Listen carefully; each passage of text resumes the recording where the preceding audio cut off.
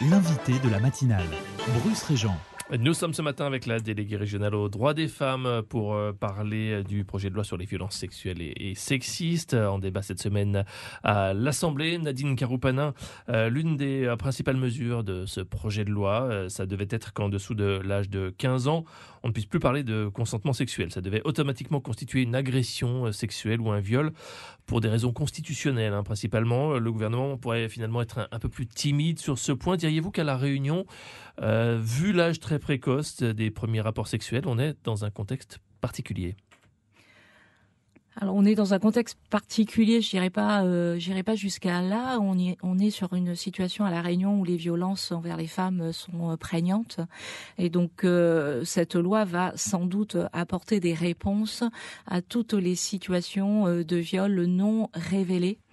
Notamment chez les mineurs, et où les victimes auront un délai supplémentaire, donc on passe de 20 ans à 30 ans pour révéler les faits. Donc on pourrait dire que ça apporte en fait une solution supplémentaire et un délai rallongé dans le cadre de dénonciation, puisqu'on sait que les effets post-traumatiques liés à l'acte d'agression sexuelle empêchent parfois par la sidération les victimes à aller démarcher et chercher la judiciarisation face à l'acte. Et alors ça, on va y revenir sur ce point-là, mais si la présomption de non-consentement était finalement adoptée, est-ce que vous pensez que ça modifierait un peu cette précocité sexuelle locale dont on a la traduction avec le nombre très élevé de grossesses précoces ici?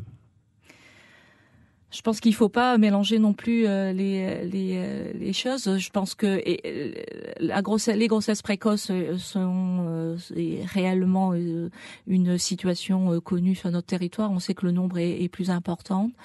La précocité de l'acte sexuel ne signifie pas forcément des grossesses, et la précocité et encore moins viol. Donc je pense qu'il faut pas tout mélanger.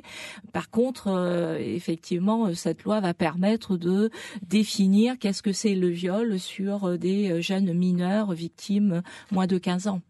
Et donc définir aussi qu'est-ce que c'est que la précocité, l'extrême précocité, d'une certaine façon. Oui, puisque effectivement, est-ce que ça repose la notion d'âge sexuel. Tout compte fait, on sait qu'il y a en France l'âge de la majorité civile, l'âge de la majorité pénale.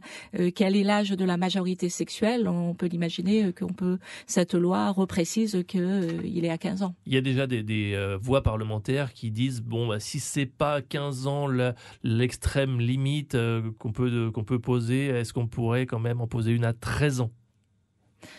C'est un débat encore d'actualité. Nous sommes sur un projet de loi, donc l'avenir nous le dira. 13 ans, 15 ans. Aujourd'hui, ce qui est débattu à l'Assemblée nationale, c'est la définition du viol sur des mineurs victimes d'agressions pour des mineurs de moins de 15 ans. Alors, on parle bien de rapport entre adultes et mineurs de moins de 15 ans. Qu'est-ce qui se passe dans le cadre des relations entre mineurs? Donc c'est l'application du droit commun et des dispositions liées aux agressions et aux atteintes sexuelles d'une façon prévue par le code pénal aujourd'hui. Cette loi aborde essentiellement pour l'instant les agressions de majeurs sur mineurs. Il n'y a pas de risque de bridage de la sexualité des jeunes 50 ans après 68? Le risque, la liberté de lier à mai 68 est une liberté. On a fêté l'anniversaire de mai 68, donc je pense que il y a une certaine liberté aujourd'hui par rapport à l'acte sexuel auprès des jeunes. Le rôle des parents est essentiel, notamment chez les mineurs, puisque l'acte sexuel chez les mineurs n'est pas prohibé par la loi, mais doit être forcément encadré par les parents.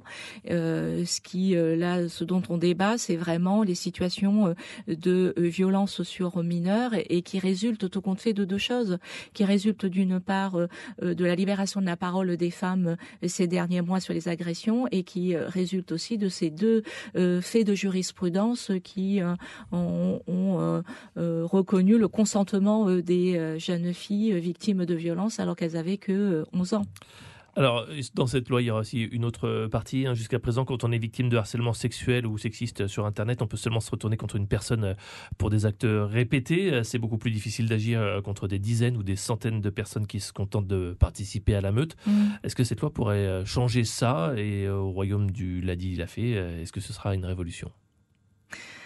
Oui, en fait, c'est une adaptation aux pratiques et aux usages des réseaux sociaux et les déviances de ces pratiques. Donc, cette loi apporte une nouveauté, en effet, en élargissant les situations d'harcèlement sur Internet et proposant, en fait, des poursuites possibles pour des internautes isolés lorsque le harcèlement s'adresse à une même personne par des personnes individuelles.